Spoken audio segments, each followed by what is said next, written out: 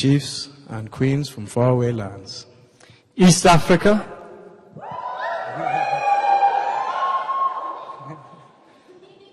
West Africa, South Africa, North Africa. Hey, we have to work on you. UBC esteemed guests, and the UBC community, students and staff. Welcome. Welcome. My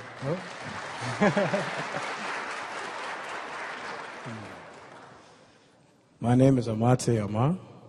And my name is Aram Lalui. And on behalf of the Africa Awareness Initiative, we are honored to welcome you to this year's 2014 Conference Week opening ceremony.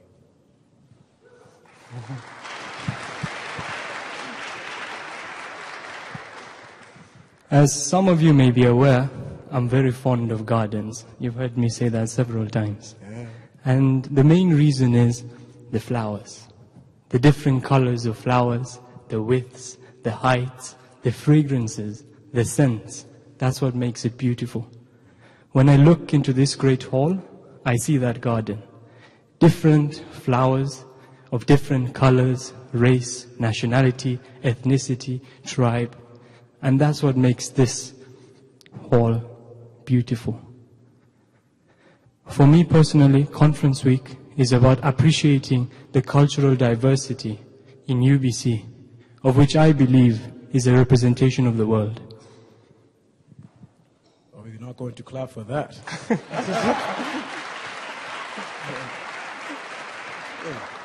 Charlie, you have a way with words. I can see some roses in the area. I'm blushing. In Ghana, we have a saying, Sankofa, meaning remember your roots. Right now, we have a very esteemed guest with us here today that embodies that very saying. Here to welcome us to the Museum of Anthropology and the very land that we stand upon is Musqueam Elder Larry Grant. Please give him a very warm welcome.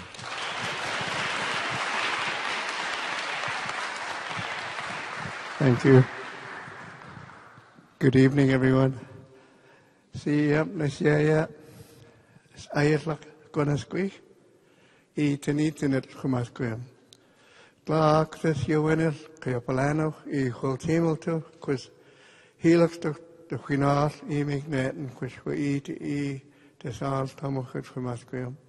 Sleequence Theatala, E Helix Tom.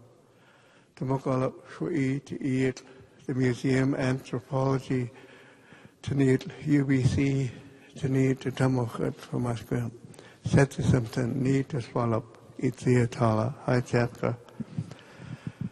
Just want to say thank you for everyone that's here this evening, and welcome to all of you here tonight. As our ancestors did in the past, Cleoplano and Fultimilto, who greeted the first visitors to arrive at this land, our lands. I would like to do the same this evening and raise my hands and welcome to all of you here at the Museum of Anthropology at UBC on the traditional, ancestral, unceded territory of the Hunkaminam-speaking Musqueam people, and I raise my hands and welcome Haitap Ewas Yamnasiaya Tsayatala. We are the people that have lived on this delta since the last ice age, 10,000 years ago, always moving to the mouth of the river to protect the greatest salmon-bearing river in the world, the Fraser River, which sustained us for thousands of years until the last few decades, where we have lost the fish somewheres. But our ancestors were here and had a home in this area called Kalachan. It was a fortified site.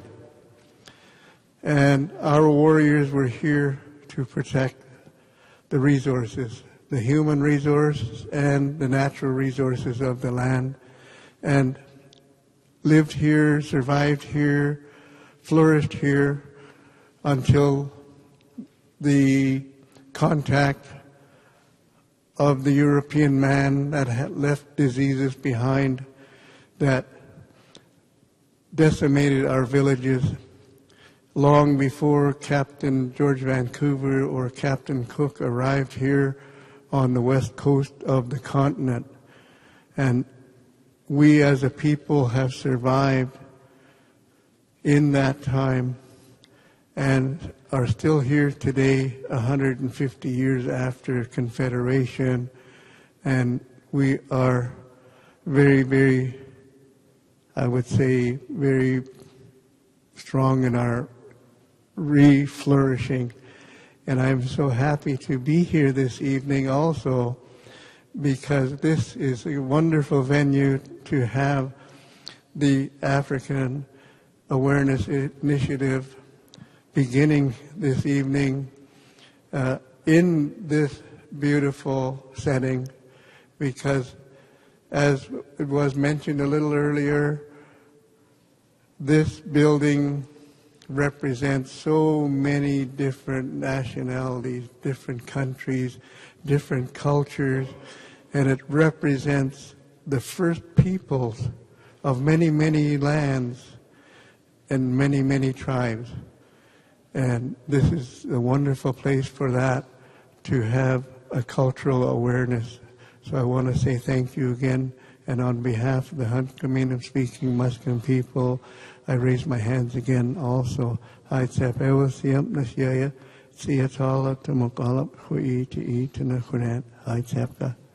you. Ashka.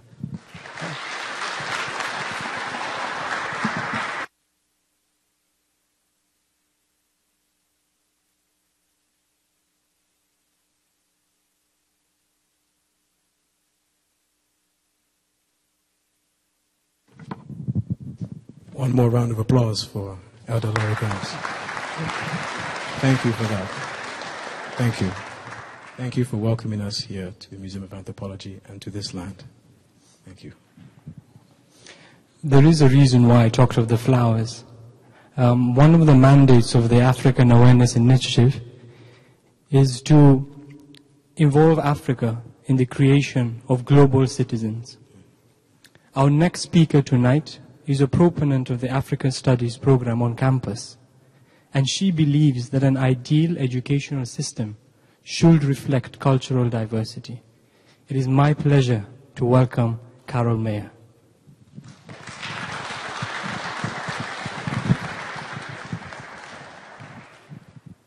I'm not sure I can juggle everything. I was just thinking, I don't look very much like a flower, do I? I'm black and white. I guess there's a black and white orchid somewhere out there. Anyway, ladies and gentlemen, it's my great pleasure to welcome you to the Museum of Anthropology, and a very, very special welcome to our keynote speaker, Njeri Rionge, and to the organizers of this conference, and the speakers and the many volunteers that I know will be running around in the background making it all look so simple. It is a great honor for us at MOA to be involved with African awareness, and I truly hope that we'll continue to do so into the future.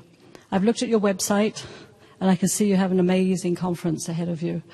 Rewriting the story. We were talking about it earlier, Larry and I said, you know, that's something that's constant. You don't do it once, you do it all the time. And just as an aside, I wanted to bring your attention to, behind me, the plexiglass sculptures in our great hall windows. And these were done by George Nuku, who was a Maori artist, is a Maori artist, who came here to do a small plexiglass installation that, as you can see, grew into a large plexiglass installation.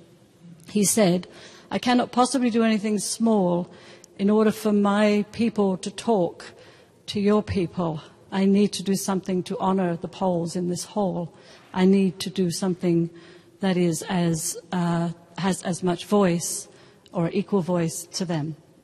And so what he did with these works, the center one is his own portrait as he looks out upon you. And if you note the one on the left, the Maori god is holding a hatchet in his hand, and on the right he's holding a gun. There are many layers to that. Both of those objects are in our collection, in the Haida collection, and clearly influenced by Europeans. And what he was doing by bringing them into the Great Hall, it was his version of repatriating the objects, taking them out of the display case virtually, and bringing them into a different place. I just wanted to let you know about that, because so much of what we do at MOA, or at least what we really work hard at doing, is that sort of collaborative adventure. And the cube behind you is also by George Nuku and a First Nations artist called Corey Douglas, who is Squamish, and that is the Box of Lights. And that's talking about the possibilities of the future. Our boxes here in the Great Hall were containers of regalia and memories. That box is a box where the light goes in and comes out, and it's about the possibilities of the future. I just wanted to share that with you. We're extremely fortunate at MOA, which is something we're working hard on. Two of our directors have good backgrounds in African studies. Our museum director, Dr. Anthony Shelton, once worked in England, where he worked on an exhibition called African Worlds, which was an extraordinarily interesting exhibit, but mainly because it was based on the collaboration of the local community, who were immigrants from various parts of Africa. And he brought that sense of collaboration with him to MOA and continues to do so. And our associate director, Dr. Nuno Porto, who's from the University of Coimbra in Portugal, and he's worked with the Ndando Museum in Angola, where he collaborated with a team responsible for new programming, and as well he coordinated a community-based arts project in the Republic of Cape Verde. So his work is resulted in a particular interest in the wider circulation of ideas, which of course is what we're all about, but also the way ideas and forms and materials are constantly on the move. And he brings that to his work here at the museum. Over the years, I should just point out, he's currently working on an exhibition called Without Masks, Contemporary Afro-Cuban Art, which explores the ties that link the histories and cultures of Africa and Cuba. And that opens here on May the 2nd. So this is your official invite to come to that opening, which will be wonderful. Over the years, I have been honoured to represent MOA on the African Studies Steering Committee. Sorry,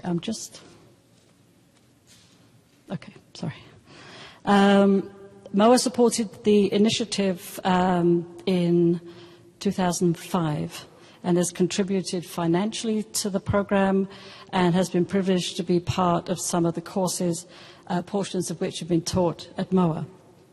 So along with Anthony and Nuno, I'm personally committed in cementing this partnership further by encouraging MOA, this is the oldest teaching museum in Canada, to continue to contribute to the teaching and dissemination of knowledge about cultural values, traditions, memories, adaptation and change. Students in African studies have been introduced to the collections and invited to apply their classroom-based learning to the way we have done things. And the way we have done things is, of course, still seriously lacking. And so in many ways, this is also a call to everybody here to visit the collections. The categories that we use in the collections are old-fashioned. We have talked about how some of them are, not associated, not as well connected as they should be to the contemporary reality of life or cultural values and so forth. We need to get rid of the colonial undercurrents that are still there. And I have to say, the way I was introduced to this was a phone call in 2002 from Veronica Finn, who is a student from Liberia who had arrived here to do studies at UBC and was so disappointed at the absolute lack of profile of anything really to do with African studies. And she came to the museum and was extraordinarily disappointed in the way the African collections were displayed. And she set herself a goal to get things going, which she did. and I see you honor her on your website as well. I was chatting to Veronica a little while ago, and she's, as you probably know, doing a PhD in Australia. And so she's moved around a bit, and I was honored to have her be involved in an exhibition on memory, which we did here just last year. And she talked about memory, her memory of being in a refugee camp in Liberia. So the good news is, having said that, the good news is Dr. Nuno Porto has just started on a project that is going to result, we're working towards totally relabeling, rethinking the installations in our African areas, getting rid of the out-of-date categories and making transparent some of the questions and challenges that should be directed at museums who are charged with taking care of material culture and objects from cultures way beyond their shores. It's a timely endeavor, and I really, really do invite you to get involved. All you have to do is contact me or Dr. Porto, and we can get it going. Because, you know, as I've been told by people from a number of cultures that I work with in the city, sometimes this is the only place where you can go and actually see something that is from your homeland. So it's incumbent that what you do see is shown as appropriately as possible. So I do ask you to join us in that.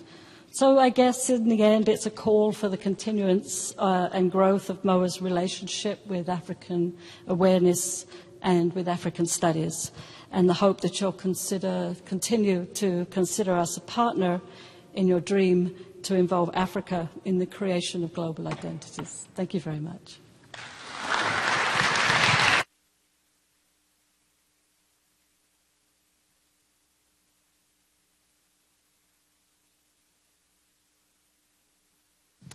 Thank you, Carol. You know, Chale, the beauty of being an MC is that anything you say to the audience, they smile. Oh yeah, like what? You all look stunning. Hey, give yourselves a round of applause. Our next performer is hailing from Nairobi, Kenya. She is already an accomplished poet, singer, writer, and actress. Having her work displayed at several international festivals worldwide. And going on to produce and create an EP entitled Introducing Guatilo. And on that note, we would like to introduce to you Guatilo Mawio.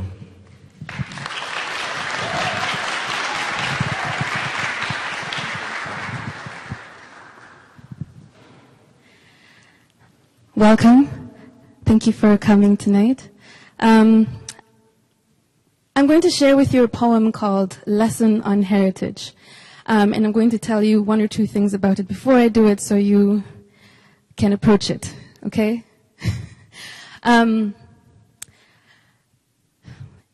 This poem is almost 10 years old. I'll start there. I was an undergrad in upstate New York, trying to figure out who I was, how to introduce myself to people, how to define myself, right? And so I decided to go back to Akamba myths of origin. I'm a Kenyan from the Akamba people.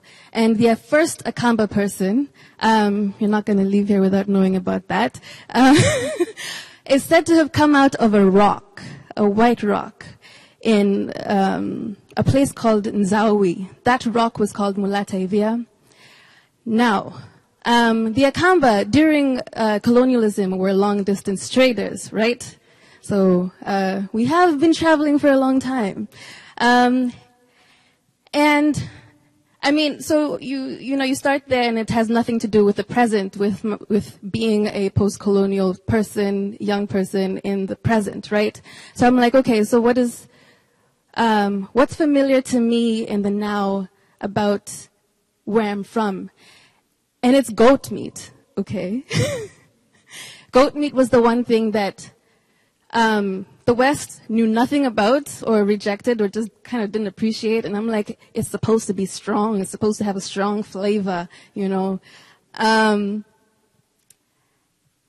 So it carried with it, for me, as I was writing this poem, the yearning, the intangible, the unnamed thing that we transmit to you, to each other, as we go around the world, out of Mulattoivia, out of Nairobi, out of Africa, here in Vancouver, right? So I'm going to do a lesson on heritage, and I'm going to see how long this microphone can go. Okay, there.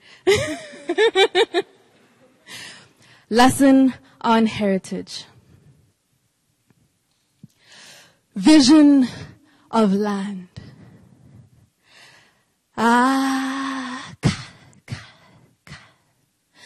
Vision of Mulattoivia in Zawi. Vision of ugali, sukuma wiki. All the Kenyans say, goat meat, goat meat. Persistent sunlight over the savannah. Sorry, hold on. It didn't come out the way it was supposed to come out. But it did, actually. Vision of land. Vision of Mulattoivia in Zawi. Vision of ugali, sukuma wiki.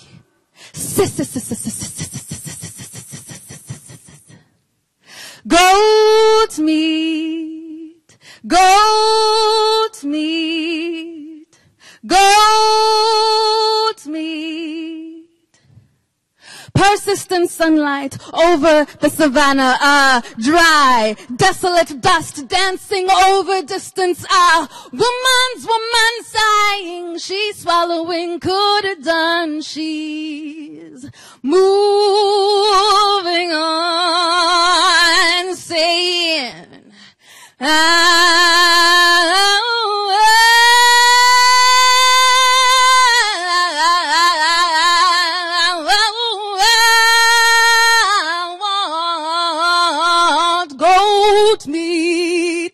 goat meat. And in Nairobi, the sidewalks ache. There's too many people walking, crushing cement, maybe roots beneath.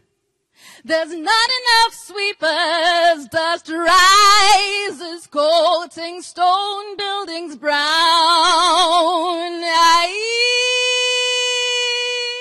So much struggle, toil, soul moaning. I see. Want goat meat, goat meat, goat meat. Shekamato saeva sho. Shekamato saeva sho.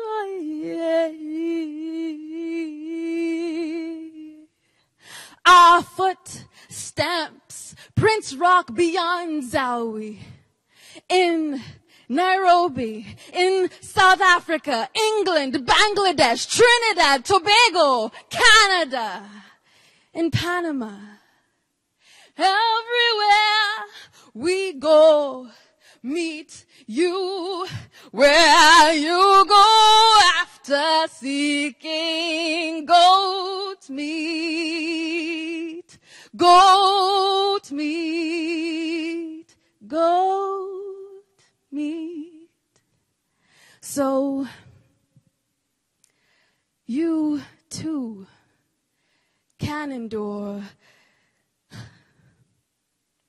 lengthy rains and travels and smile and dance believe. Thank you.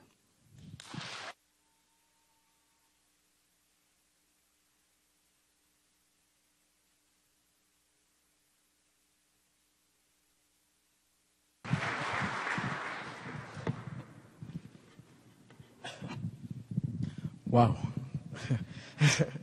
Thank you very much for that, Guatilo. I'm speechless. I'm sorry. Aaron.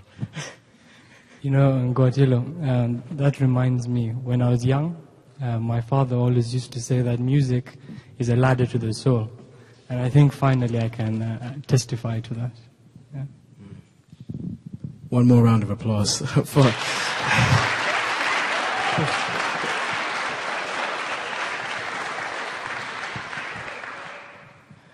When I think about the soul, there is one person who comes to mind. One person in particular who represents the heart and the soul of the Africa Awareness Initiative, whose leadership has inspired us, whose guidance has led us to fulfill our potentials as executives, whose loyalty and unquestionable love for the initiative, for the executives, and for the members of AAI, who have shown us immeasurable joy. Nice one, too. It is with great pride and great pleasure that I present to you the President, our President of the Africa Awareness Initiative, Madame Joy Rishu.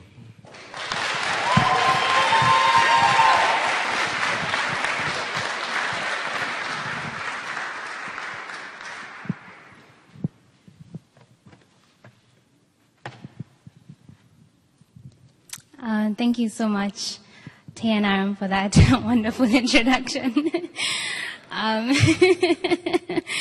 It really is an honor to be here today and to be in the midst of such wonderful people. And I really don't take it for granted that all of you decided to be here today when there's so many other things you could have been doing. So for that, I really, really thank you. And I really appreciate it. So... a few days ago, running on to today, I asked someone very wise what I should speak about today, having not given one of these before. And this very wise person told me that if there's anything I need to say to this wonderful Africa Awareness Initiative community, it would be 4 things. And it's advice. And so the first thing is that we must never speak evil about each other. Ever. The second thing is that we must always be peaceful and friendly. The third thing is that we must always show a gentle attitude towards everyone, regardless of color, regardless of nationality, regardless of the language that they speak. And the fourth thing is that we must always be ready to do good. Always. We, as the older generation, serve as an example of all the people who come after us. And similarly, the older generation serve as an example to us, and they show us the way. The people in authority show us the right way. Now, with regard to Africa, because there's still so much to learn about it, and still so much that hasn't been explored, our interactions, the people here, and our relationships, they serve as an example to the rest of the world of what Africa is. And that's regardless of where we're from, if we've just had one African friend. The experiences that we retell after that one experience are all the world has to know about Africa. about who Africans are. Because as I'm learning in one of my classes, it's not defined by skin color. Martin Luther King, who isn't the man I consulted earlier, but he's a wise man as well.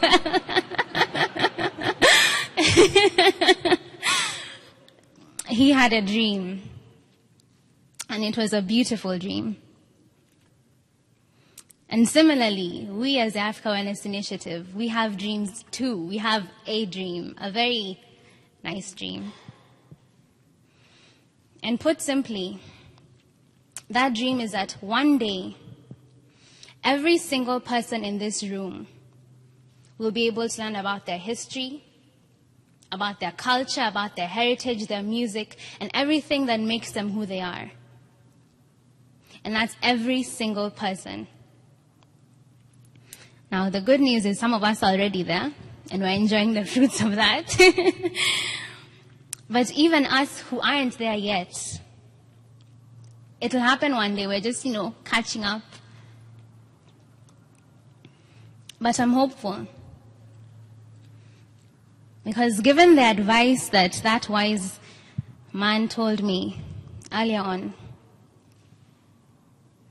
if we were able to have relationships so strong and to have interactions so meaningful that in the meantime, as we go for that African Studies program, in the meantime, we can speak to each other and learn from each other and gain that knowledge. And there's no institution that can stop us from learning.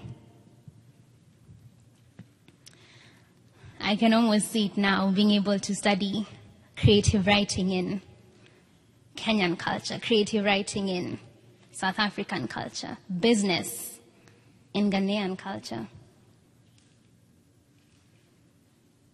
Imagine the day when we'll be able to take all the different courses and all the different subjects that we learn here at UBC, which are so fascinating, and being able to add that element for, I know it from the Bantu culture, I know it from, international. But with that emphasis on people and on relationships, there's a group of people who are very, very, very dear to me, and who I value very much. And I'm not going to cry. I'm not going to cry. And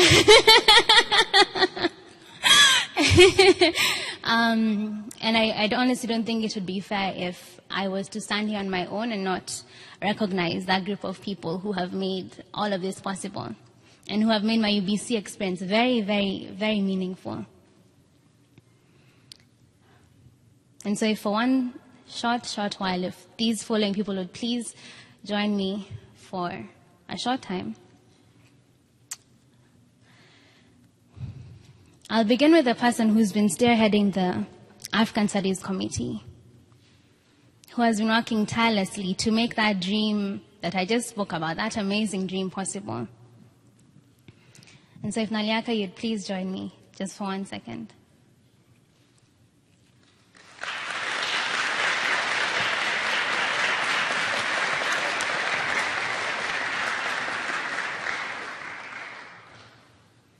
She has worked tirelessly for a very long time, and she's never complained. And she's always been there when I call her very early in the morning and very late at night. And the next few people are people who I can say are probably my closest friends. So, Mercedes, Nelly, if you'd please join us.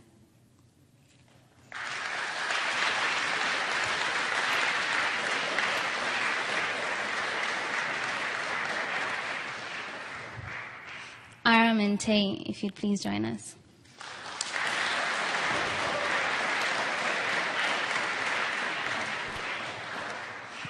Monene and Kuzi, if you'd please join us.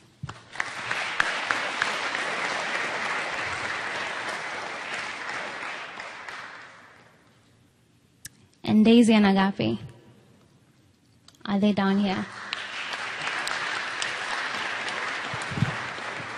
Yeah, she sends her greetings. She's up there.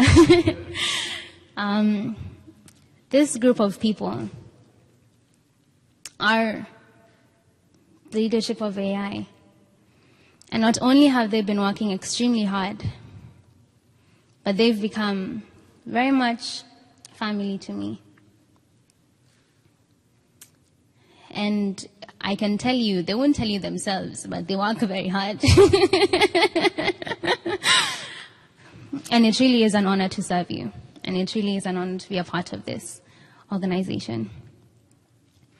And so as the rest of us take our seats, we leave the two beautiful ladies who have been spearheading this whole conference week and who have worked so hard.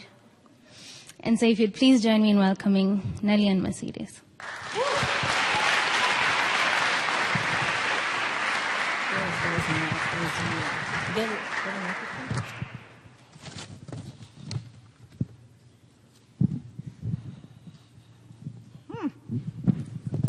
Wow, thank you so much, Joy, for that introduction, and thank you so much for the love that you continually show. I think the introduction that Tay made couldn't have been more true of any person.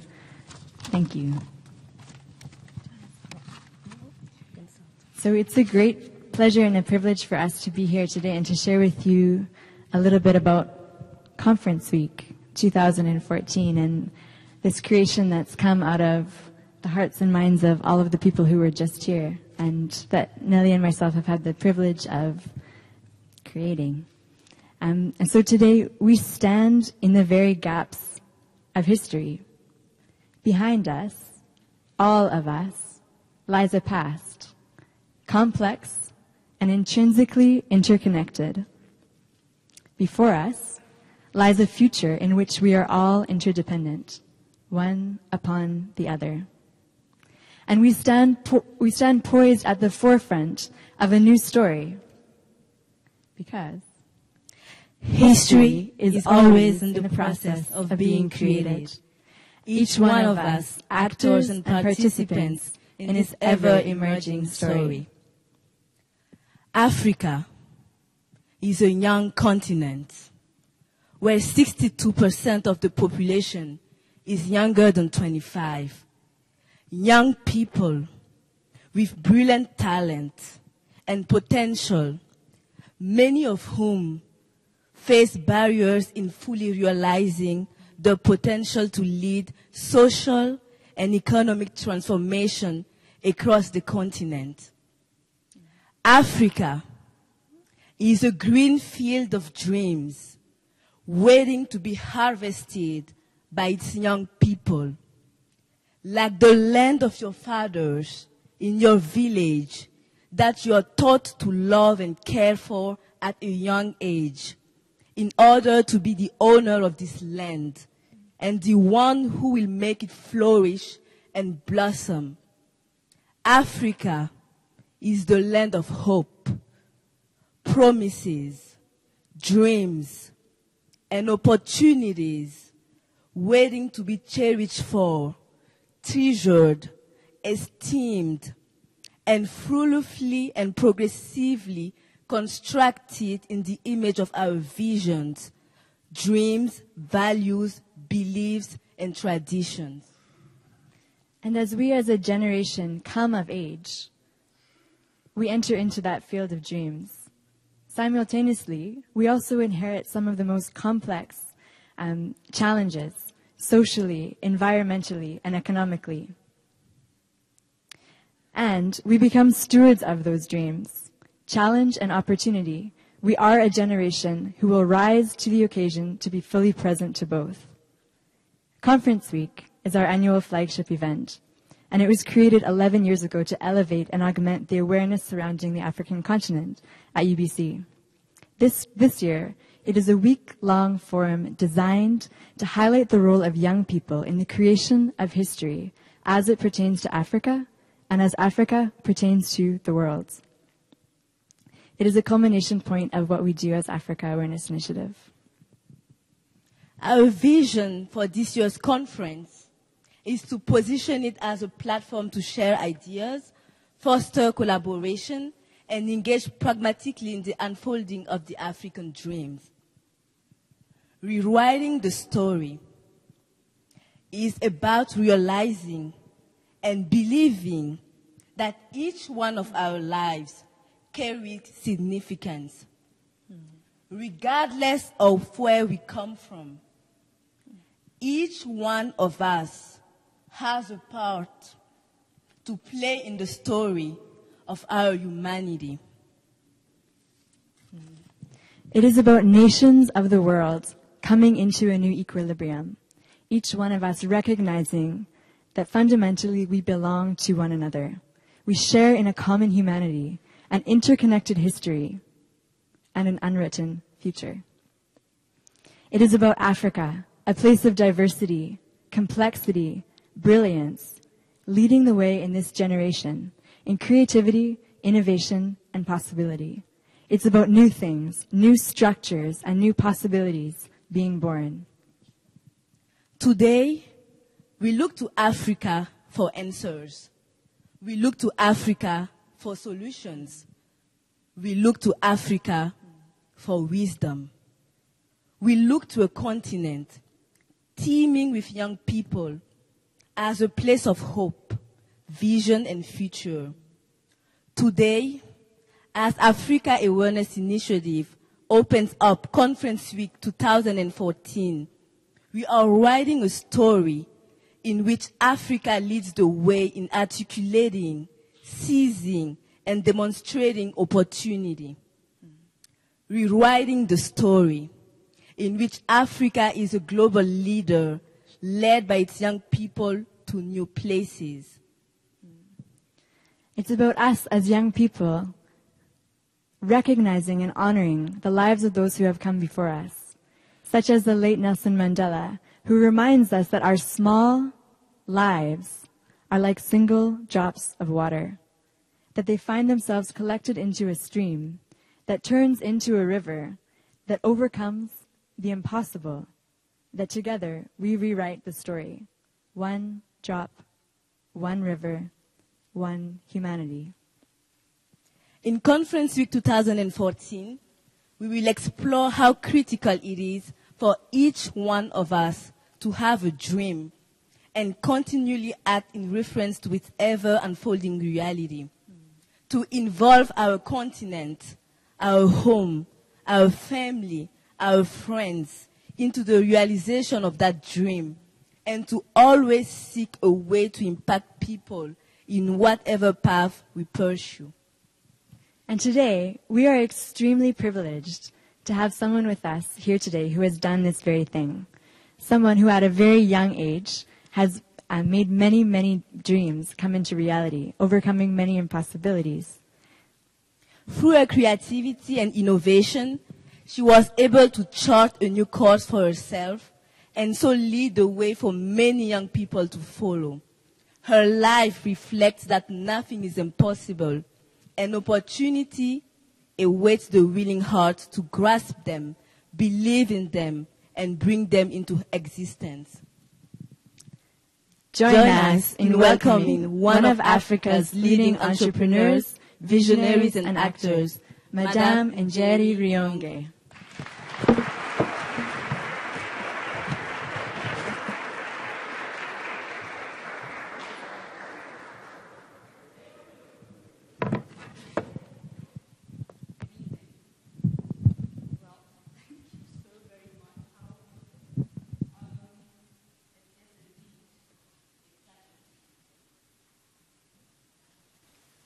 I can feel the love already. Keep that spirit going. That's what you need, just love, because I feel it in here. When I started out just by dreaming and thinking about things that I wanted to achieve for myself. And I started at the age of 19, every New Year's, to script my 20 or so things that I was interested in. It is later in life that I understood that those things were things that I was passionate about. The fact that there were 20 or 23 or even 26 did not actually equal that I actually accomplished all of them. What mattered is that at least I had an idea of what I wanted to do. And I would gradually just pick up year after year on those things that continued to remain in my mind. And anything that I was not able to deal with, I left that out and I continued to go. As I grew older, it became very, very clear and more imperative for me to understand what was priority and also what was critical in relation to the who I was.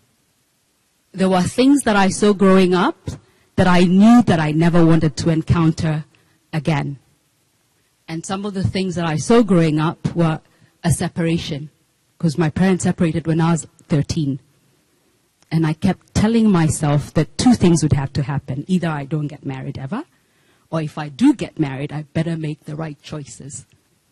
And I told myself early in the day, because I had about 3 or so engagements that I turned down, that I would have to get married after 35. Because in my mind's eye, it is only when you're 35, in my mind's eye, that I'd be wise enough not to make the mistakes that I saw taking place in my own environment. And I'm not encouraging you to wait for 35. I'm just telling you what my story was. So that was fundamental. And then the other things that I knew that I never wanted to see in my life were things that equaled telling stories that were not genuine. So I've been passionate about integrity and having an integral conversation. I've been passionate about telling the truth. And I knew for the longest time, because I experienced it growing up, truth is painful. But I also knew that the truth sets you free. So creating and understanding the things that are important in your life are critical early in the day. And I'm told that the general average age in this room today is about 19 or thereabouts. So I want to be able to focus on those things that I know have made the impact that I have seen 26 years on. So knowing who you are and understanding critically the things that you must say no to, vis-a-vis the things that you should say yes to. And I start by saying again that it is not easy. But if you know what's good for you, then you follow your heart. And following your heart will tell you when it's a yes and when it's a no. So, with that backdrop, in my journey of writing my goals every year, I think I must have been about 25 when I realized that I needed to run a business and I needed to have a business of my own. After trying selling yogurt when I was 19, buying it from a farmer who was about 35 minutes away from where I lived. And I'd go there with my friend's car, pick up the yogurt at about 5 o'clock in the morning, 5:30 to 6, and then bring it on to work with me. And at the time I worked as a hairdresser because after my exams, my parents wanted to make sure that we were busy, and so we were taken over to a family relative salon to work there as support staff. But whilst I was there, I fell in love with hairdressing, and I actually went to school, and I became a hairdresser for at least 5 years.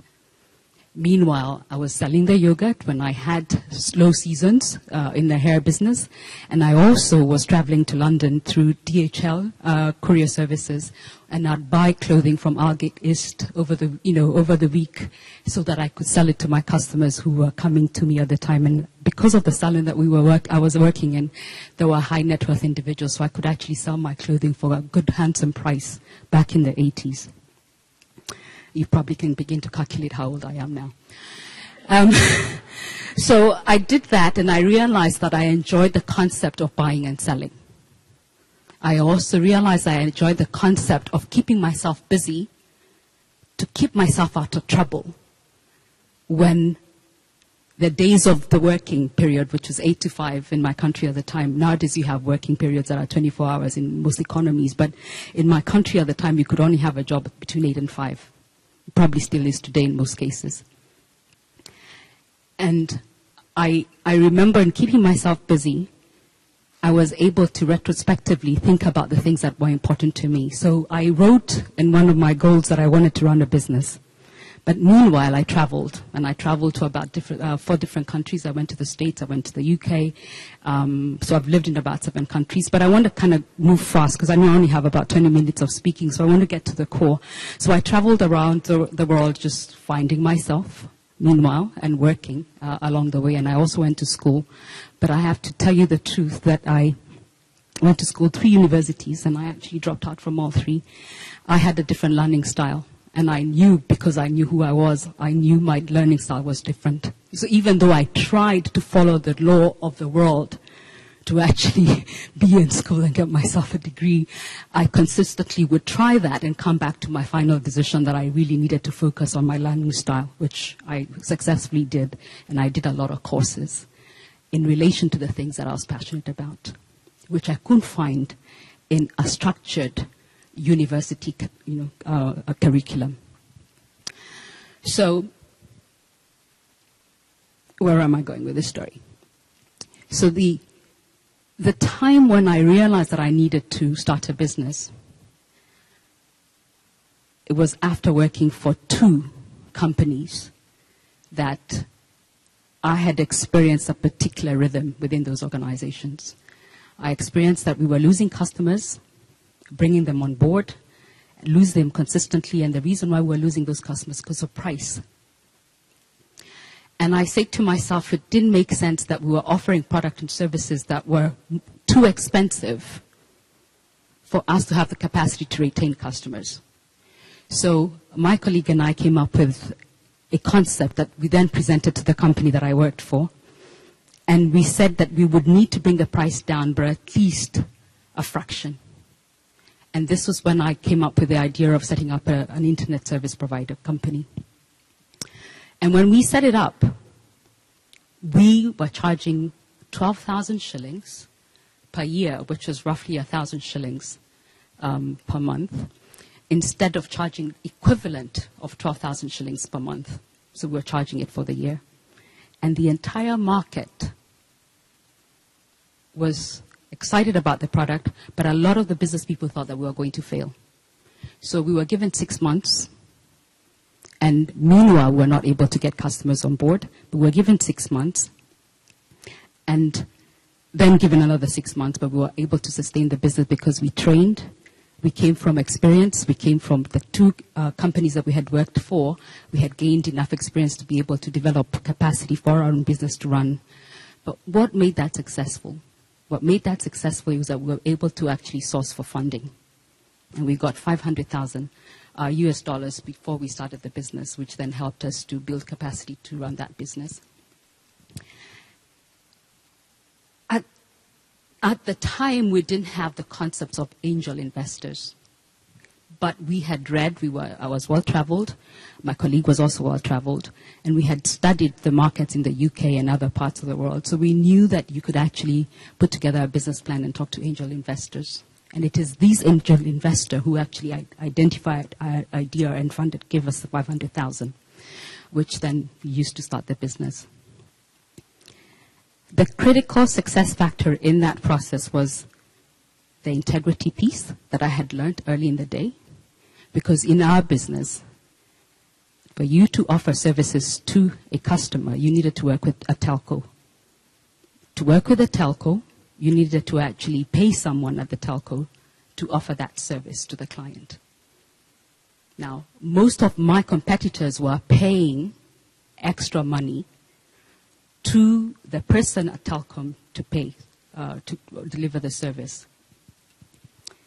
And where am I going with this story? Because I think, want to base this storyline with the experience of integrity and making sure that we're creating a new Africa that is straightforward. The competitors who paid for services to be rendered by paying underhand cash constantly had their services disconnected. Whereas in our case, we were able to build relationships by spending 30% of our time to build a relationship with the deliverers of those services so that they could keep they could keep the services up and running without needing to be paid. So integrity is very, very critical. The other experience that we had during that period was actually hiring a team of people who came on board and decided that, in fact, let me go back. The team that we actually hired at the very, very beginning didn't take up their jobs. They used those letters of offer to actually go back out to the marketplace to get better pay. So we were starting our business without the number of employees that we had anticipated to have.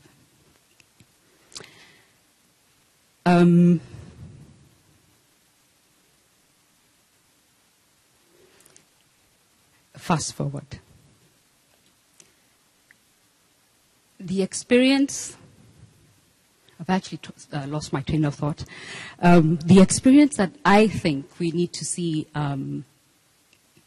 changing critically is really just rebuilding the policies, rebuilding our energies around the youth and around the... I need some water.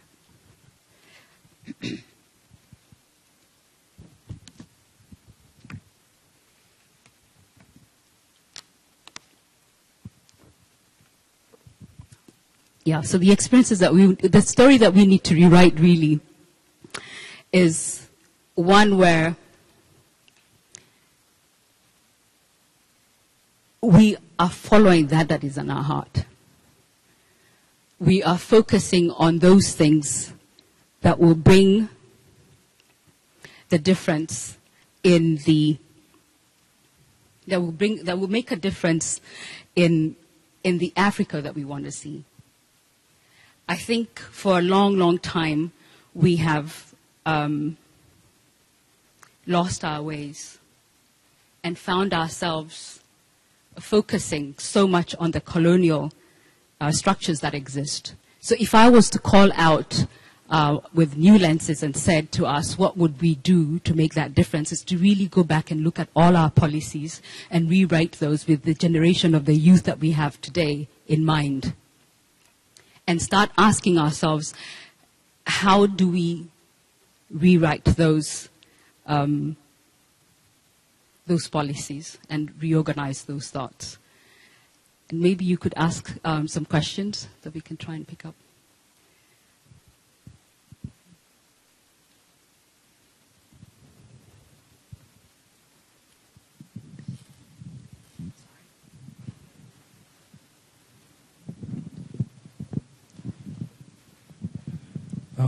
First of all, thank you, Madam Rionge, for making your way till here.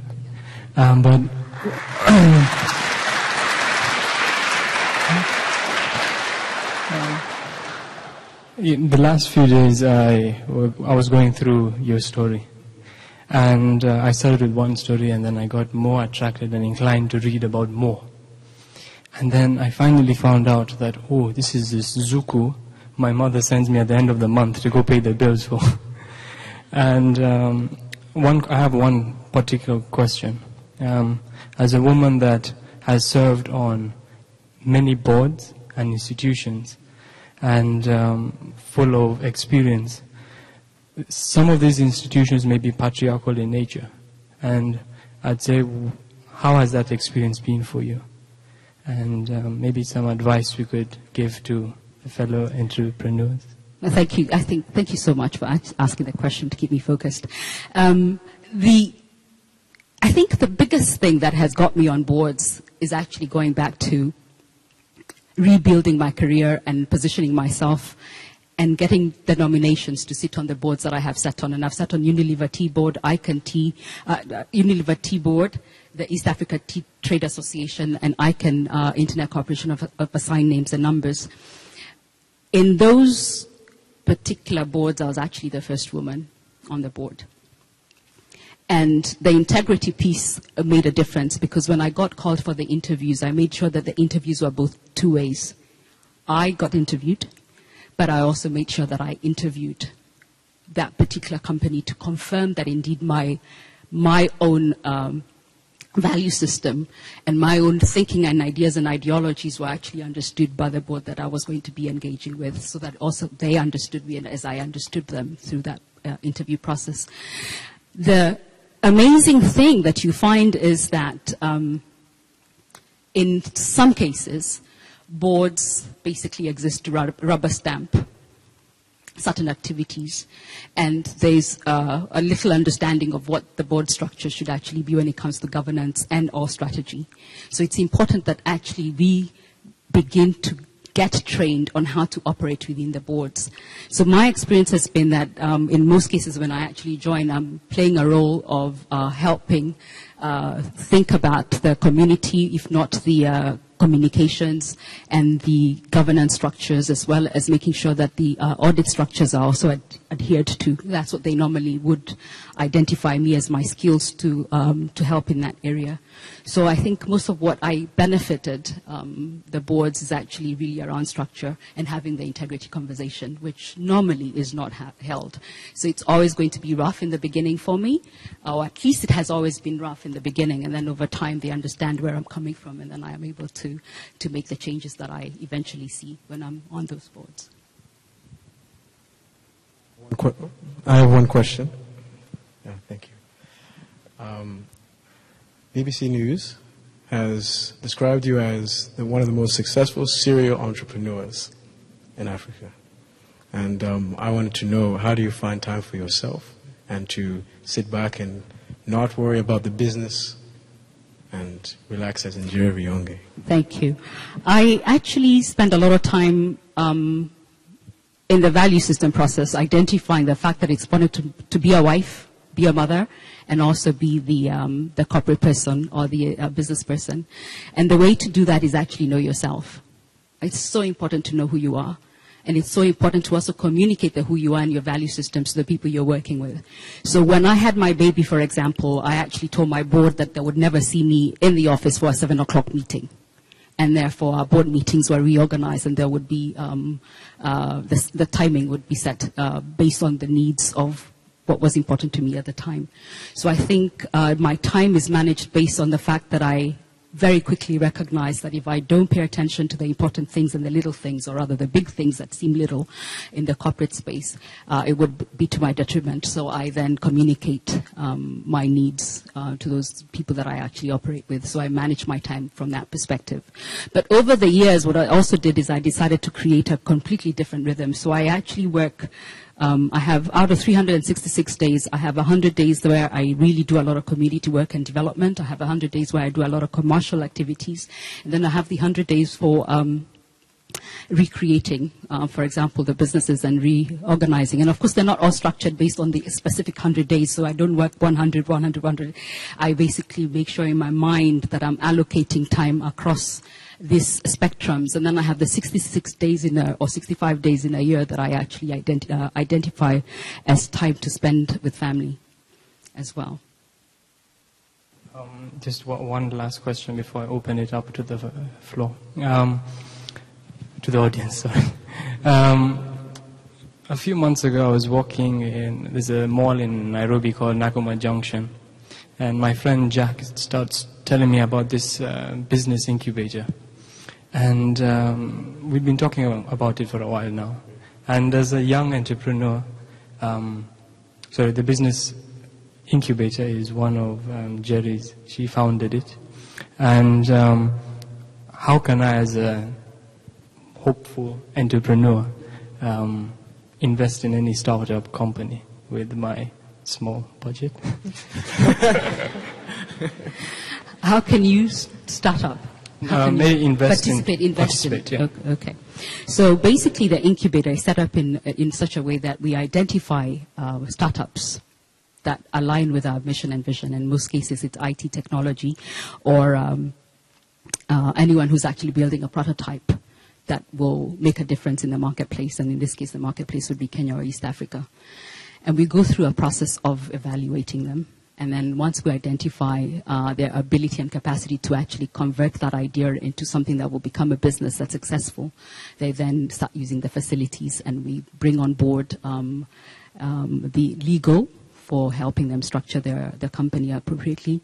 And then we bring about the accounting support services, marketing, sales, training, whatever it is that is needed by that particular startup is then offered to the startup, and they actually then would either pay for it by, if they have the money, they'll pay for it directly. If they don't have the money, then we identify capacity to actually fund them. And in fact, I have a Indiegogo project right now where we are fundraising, and we're asking anybody, even if you have $1, just to actually contribute, and we're looking for $1.2 million so that we can run with that project successfully and identify 24 startups that we can facilitate and help out in East Africa. Thank you.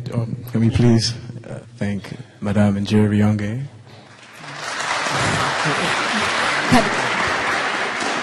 Can I just say that I think my education made me tired?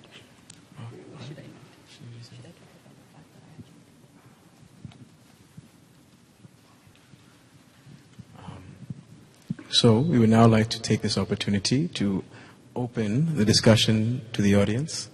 There are 2 microphones placed at each side for you to ask your question. And this be noted that the event is being filmed. So if, yes, maybe the filmmaker would know that. If you would not like to be on the film, and so we can all see your pretty face, please ask a representative to come up and ask the question for you, because we would love to hear what you have to say. And we would love for Madame Njeri, to get as many questions as possible. So please, the floor is yours. Over here. Oh. How are you doing, Rizizi?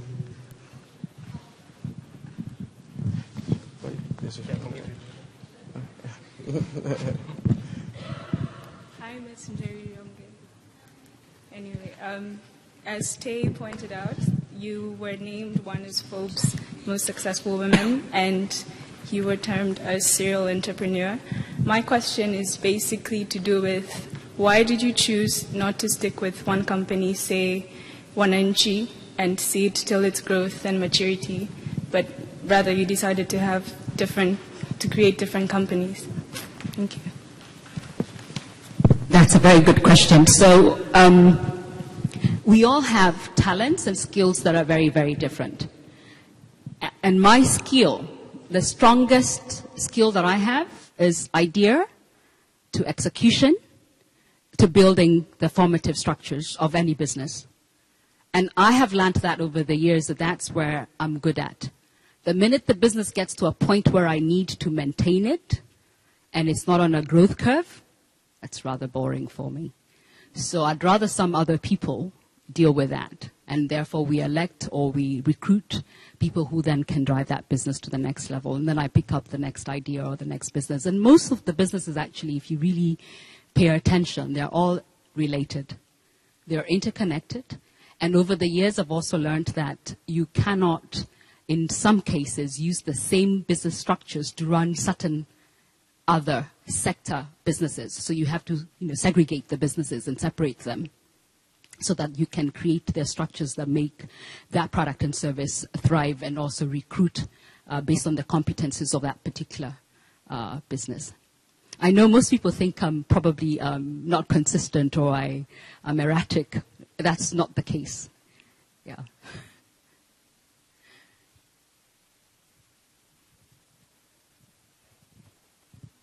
Check. Hi. I'm just going to kind of sound like this. Hi. Thank you so much. You're fantastic. I'm supposed to say my name, where I'm from. My name is Jacob Geberwold. I'm from Ethiopia. Well, oh, hey, how you doing? My family's from Ethiopia. Technically, I'm from Burnaby. Let's not worry about that. But I want to thank you so much. I guess my question for you is, what was your, growth habit like? Did you have a personal growth habit that you went through in terms of reading books, tapping into mentorship, audios, anything like that? I did. I did a lot of reading. Actually, ever since I was about 8 years old and onwards, I was a bookworm. I read and read and read.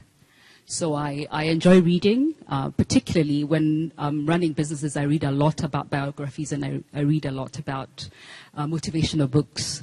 But now what I actually tend to do is speak to as many people as I can. So it's important when you're actually thinking of an idea to think about people who you know that are either doing and are successful, and engage them and talk to them and take some lessons learned from them.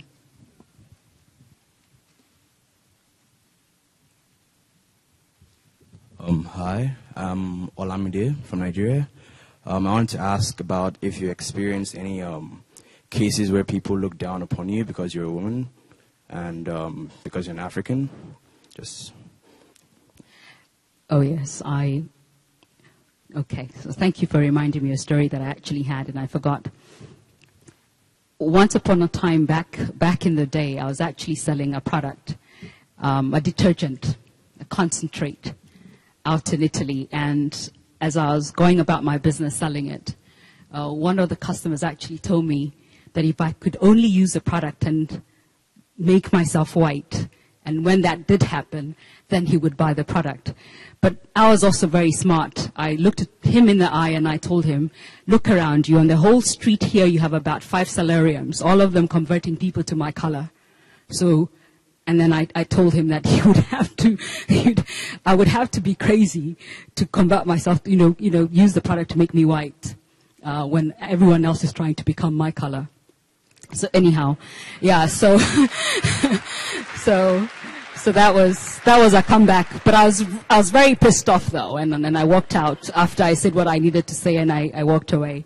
Then I had another incident actually that was around a very technical environment. It was a board director type environment, but I was the younger director, and everyone else was much older, and there was an issue that we were encountering that was around community communication, engagement, and particularly engagement. The consumers didn't feel that the company I was representing at the time was listening to their needs.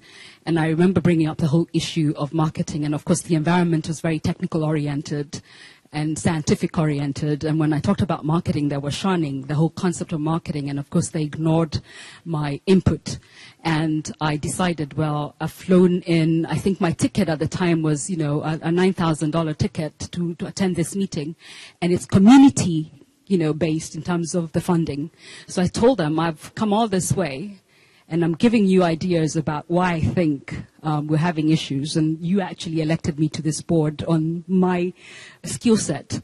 And now I'm putting input and you're not giving it. So I didn't say all those things. I'm just telling you what was happening at the time. But I stood up and I went to the board and I actually put across, like all the other words that we were putting on the board, I put their marketing. And I basically underlined it. And I went back to my seat and it was pin drop silence. Shock, horror about what I had just done. And of course, very developed market, me, African woman, what do I know? But yeah, those things do happen and don't mind them. Just focus on who you are, what you're about, and what's important. And then keep going. In fact, I think that is so important because I think it happens not just to women. It can happen to anybody, anywhere. And it might not even be about color or whatever it is. It just might be just contextual. Always remember that your work and what you do is not about you. It's about the activity, the things that you do. So try always to listen to conversations and listen to feedback without thinking about the person or you. Think about the object, the work that you do. That has helped me. Hi, I'm Grace. I'm from Ghana and Liberia, and I'm very concerned with women's empowerment, especially women at the grassroots level.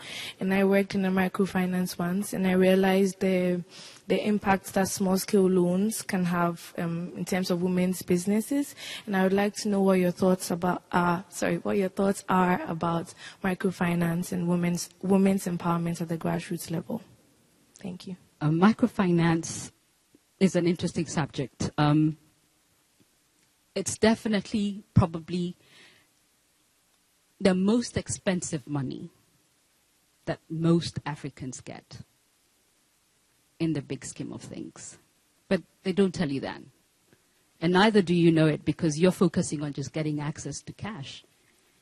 So the answer is yes on the one hand, but always remember the cost of your money changes your ability and capacity to deliver a better service and to be able to make profits and run a successful business.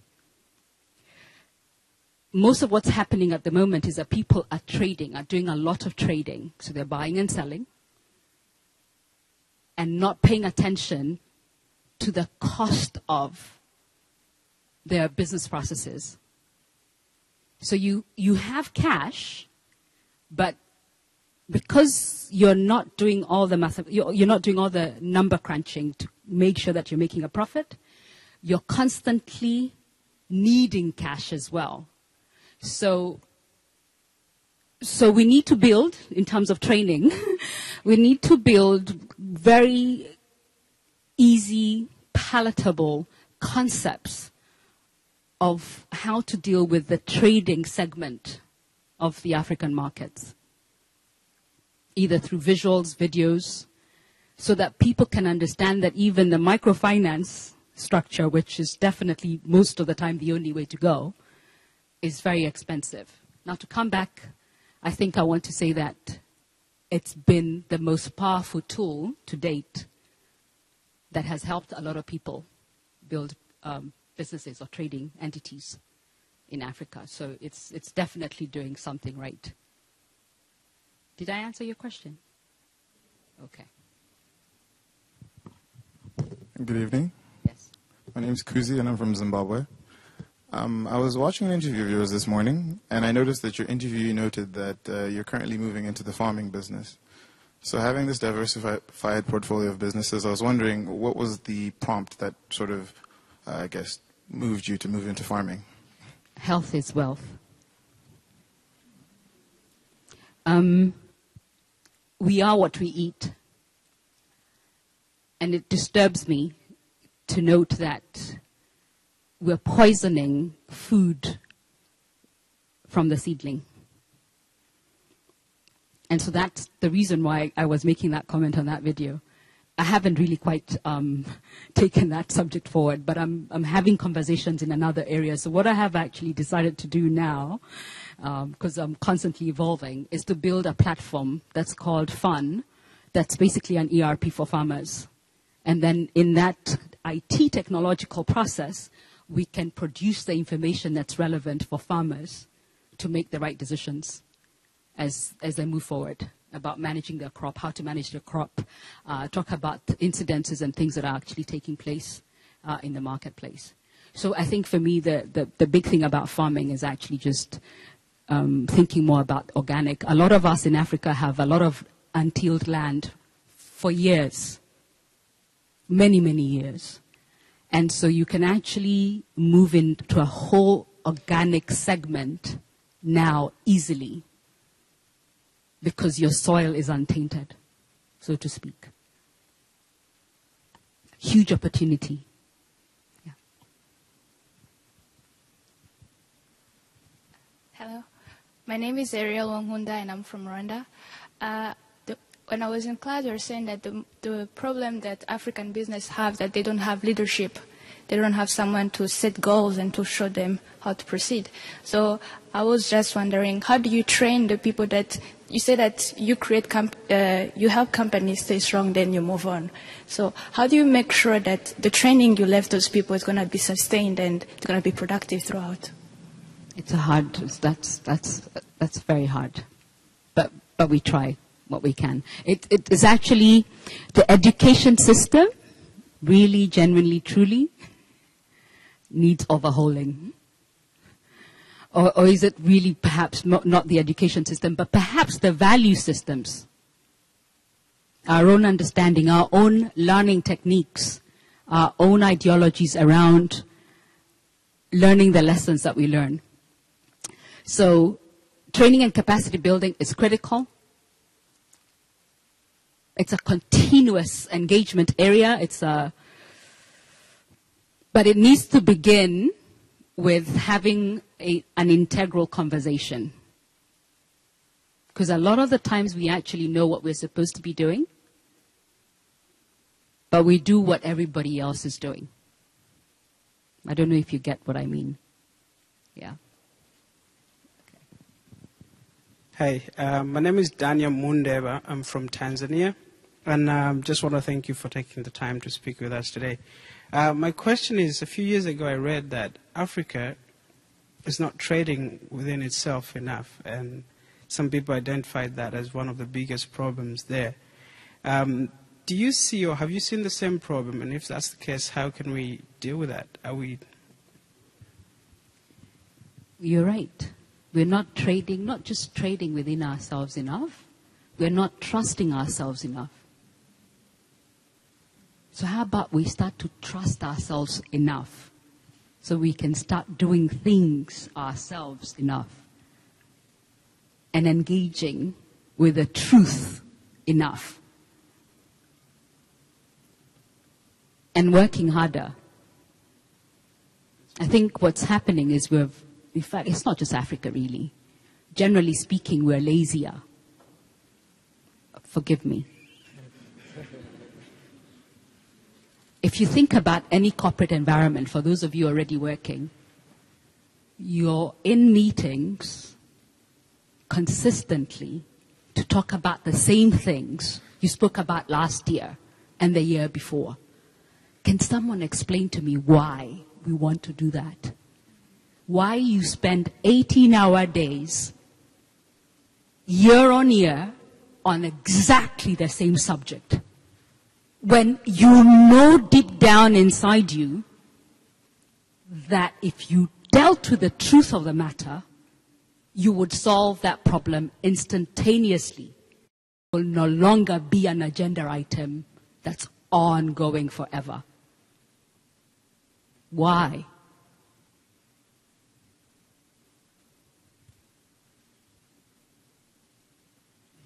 And then you find yourselves working such long hours and having no life at all because you choose to be lazier about the truth. And then you're so unhappy and so disengaged.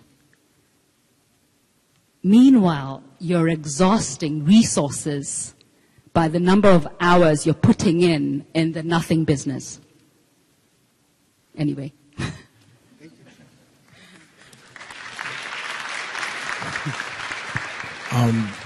Right after we have these questions, the next 4 questions will be the last questions for Madame Njeri Rionge. Okay.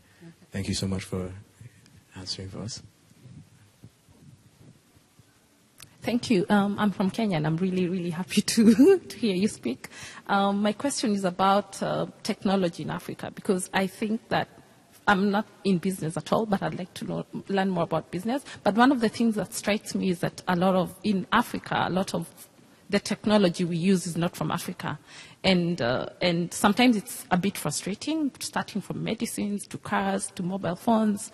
And there's an argument that we really don't have the potential to be, to have business models that can support that. And I'd like to hear from you whether you think it's even worth trying to pursue that and whether it's even feasible. First of all, the answer is yes. It's worth doing it. But to do it, you must have confidence in self. And to do it, you must tell the truth no matter what. And to do it, you must work and stop being lazy. And to do it, we need to change the education system. And to do it, we need to get rid of the colonization structures that exist from back in the day. They were created for another season. They no longer are relevant. So this young youth generation you spoke about that exists, please start scripting policy now. Start rethinking about the reform now. With you in mind, the youth, or the children that you haven't already given birth to. think about them and rebuild the policies now, because we need that change. Of course it can be done. Thanks.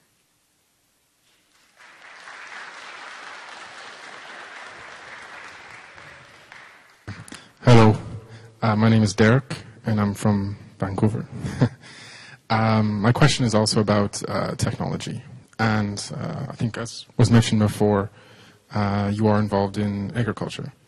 And my question is, in terms of the different sectors in society, agriculture, education, government, in lieu of modern technology that's changing so fast, what sectors do you think are most ripe for disruption and innovation 2014 and onwards in the context of East Africa? And also, what are some of the challenges in those different sectors? So first of all, agriculture, food is definitely one of them. The other one is environmental activities. Rethinking how to save the world.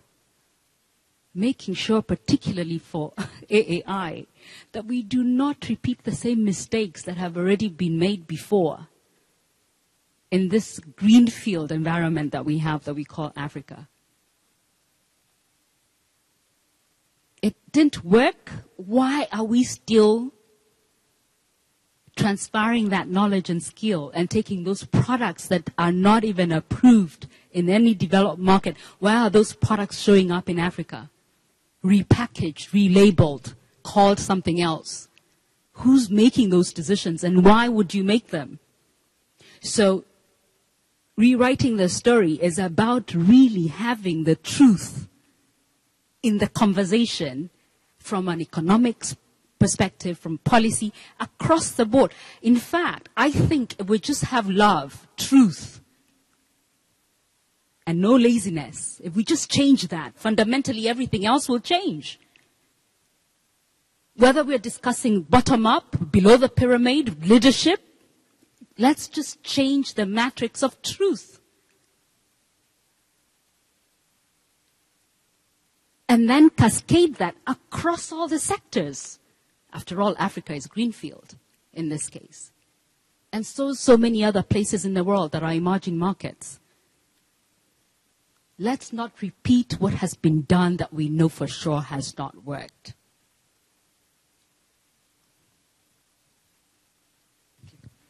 Thank you very much for coming out and sharing your experiences and your wisdom. It's a pleasure to be able to hear you out. My name is Peter Wanyenya. I am a son of the Wamasaba people, and we're from Western Uganda and Eastern Kenya. I also lay claim to Kenya as well. So thank you. My question centers on notion of integrity, and particularly the virtues of truth that you mentioned. I think we're very honored here today to have Elder Larry Grant of the Musqueam people who's here with us. And through his teachings and other folks for the Musqueam Nation, including Rose Point, who's now an ancestor of her people, about the notion of cultural values, and those values that are transmitted and passed along to future generations, and the onus that the old generations have to pass along to the younger generations. And I think there's a very productive conversation to have about what the youth can do. But I often feel that sometimes we put the onus just on the youth and ask, what about the rest of us? So in terms of the transmission of these cultural values that have been deeply embedded within our societies from time immemorial, what's the onus for folks like ourselves? And can you please speak to the other folks in this room, aside from the youth, about ways in which they can go about embedding these practices, these cultural values, so we can ensure the sustainability of the values you talk about so much, about the integrity and the truth? First of all, I emphasize youth because I want to encourage them. Everyone else who's not youth knows what they need to be doing. And if they're listening to me carefully, if I emphasize youth, they know that there will be an arising, new thinking, youthful group of people, and so they need to already be prepared. That's my thinking. But anyhow, I embody the concept of integrity, and I have for many years, and it has not been an easy journey. It is not for the faint-hearted. And I encourage everyone else who's not youth to please, from where you sit, just change your mindset for just tell yourself, enough is enough is enough. and do the right thing. Because you actually know what the right thing is. You know, that's a sad thing. We all know what the right thing is. We do. Deep down in our hearts, we actually know. But what do? You tell yourself that no one will either listen to you, or you tell yourself you're not willing to be told no, or you tell yourself you don't have enough courage to say it, or you tell yourself that you really can't change anything anyway. After all, everybody else is doing it. Well, you know what? If everybody is thinking exactly that, who then is going to change it if not you?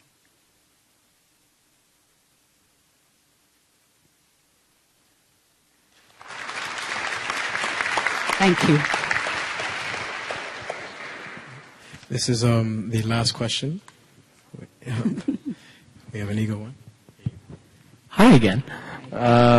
So he just stole my question and you just hit it out of the park, so phenomenal. But I've got ample questions for you. So it's often noted when a house goes up, it looks all pretty and the structure looks beautiful and everyone walks in and loves how it looks. And that was the easy part to build, and that took the shortest amount of time. The thing that took the most amount of time and was the hardest amount of work was the foundation. And that's when all the dust gets kicked up in the neighborhood and everyone's complaining and saying that, oh, this won't look beautiful, blah, blah, blah, blah. The foundation's always the hardest part, and it's the part that nobody appreciates. Speaking as someone who continues to build foundations for businesses constantly, what advice do you have for people who are looking to build the foundation of their success and the foundation of Africa's success, even when it isn't going to be pretty and isn't going to be easy? Thank you. It's a very good question. If you're passionate about it, and if you would die for it, do it. Because if you have passion, you most likely have love for it. And if that is the case, then normally, in my experience, what you don't know, you will do anything and everything to figure it out. Isn't that true? So if it needs to start with the fact that you're passionate about it, and you love it and you're interested in it, and it doesn't matter what anybody else thinks. The only thing you need to be concerned about, that whatever that thing is relevant for a marketplace. Because what's the point of being passionate about something that no one is willing to buy? Are we together? So if you're passionate about it, then you will do anything and everything. I will sell anything. I will not eat if I need to get it done. That's really what you need, is to follow your heart. And think about when you're in love, for those who have been in love. What will you not do for someone you love? What will you not change for someone you love, right? Okay. So if it starts with what you love, then you can move mountains. So if you know deep down right now that whatever it is that you're doing is not even what you should be doing in the first place, well, this is your call for action. Because what's the point? Really, truly, what is the point? I have people I employ who come out of great universities, but they did what their father wanted them to do. Or they did what they thought was the Joe Block's thing to do. And then what do you think they produce at work? What do you really think happens? If you're a hardcore entrepreneur like myself, focused on movement of doing the right thing, engaged in the mission of delivering on the strategy and meeting the board of directors, the stakeholders, and the investment, whoever it is, if you're working for me, the last thing I need you to be doing is fumbling with the fact that you're in the wrong job, doing the wrong thing that you didn't even love in the first place. What's the point? Because it means that whatever conversation we have you most likely would twiddle with your fingers half the time instead of getting the most important things done. Meanwhile, we're paying salaries. We have resources, running costs. Meanwhile, the engine is running, but we've got the wrong people in the bus. What then is the point of that? And yet, your application met all the requirements, and so did your lie of the storyline in the interview.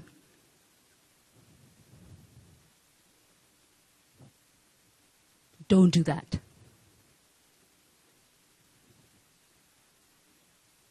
Thank you very much.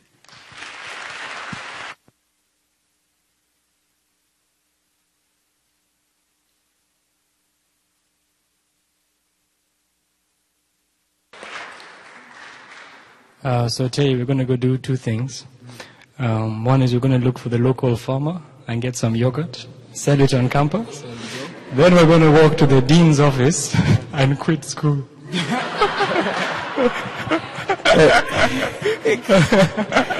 You know, my dad is sitting right over there. I don't think he would appreciate you saying that. But personally, and on behalf of AI, we once again want to thank you. This has been, I think it's the 5th time I'm thanking you, but really, we mean it. Thank you.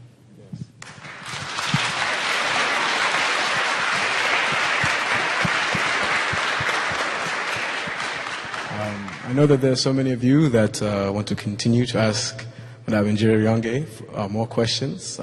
We will have basically a gathering after a reception after the performance. So, our next performance is a group of ladies that are running the Afro-Caribbean Institution on campus. Through their dance, you can see the intrinsic relationship they have created between the Caribbean and Africa. Ladies and gentlemen, I welcome you, the dance performers.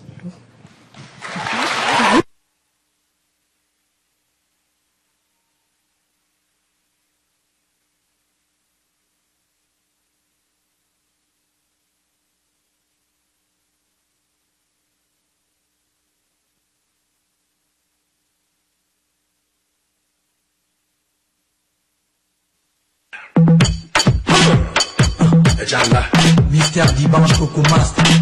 Et mystère Fali et pour handicap la merveille. Les filles, êtes-vous prêtes?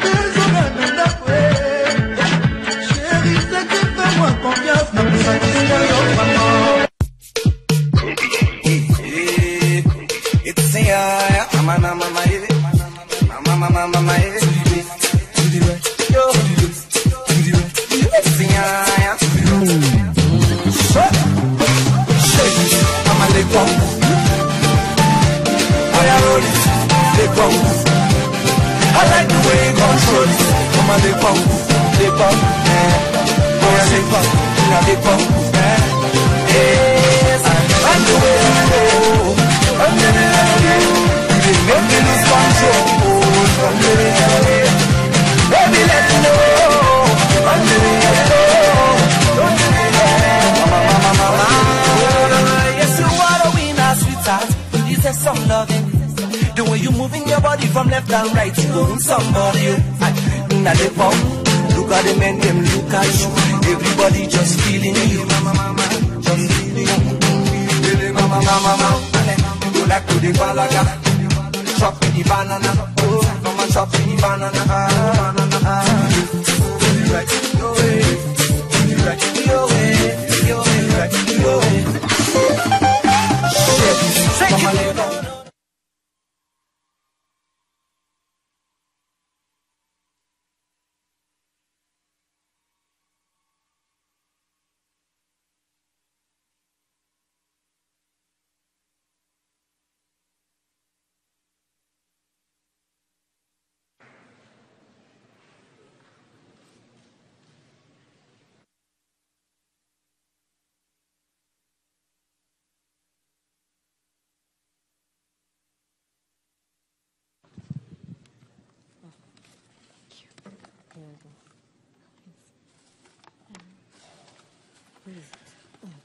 Wow.